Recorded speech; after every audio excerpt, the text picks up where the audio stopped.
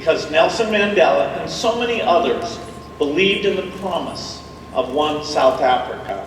Billionaire and Microsoft founder Bill Gates says the future of a great Africa lies in its young people. Gates was speaking at this year's Nelson Mandela lecture at the University of Pretoria's Mamelodi campus.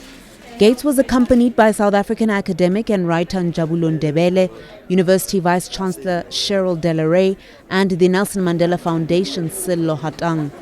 Gates says Africa's people need to work together for it to achieve its dreams.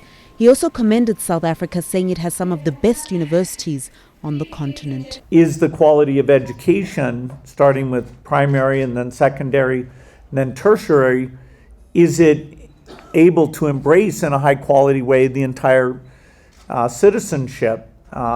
Certainly there are great universities here, but how you make more people qualified for those and expand the capacities is a huge challenge for the country to achieve its potential. The other way that you create equality is through taxation systems, and you've got to uplift enough people to the middle class so there's a large base of people that the taxation can work. Other dignitaries at the lecture included Graça Machel, Gauteng Premier David Makhura, former Ahang leader Mamphele Ramphele, businessman Patrice Motsepe, George Bizos and Ahmed Kathrada. The theme for this year's lecture was Living Together. I also touched on digital financial inclusion. That's an area we invest a lot to get the regulations so that the low-cost fees and the flexibility of a digital financial platform becomes available throughout Africa. As was said, there's a few places like Kenya that are perhaps halfway there, but most of the continent, we're just at the beginning.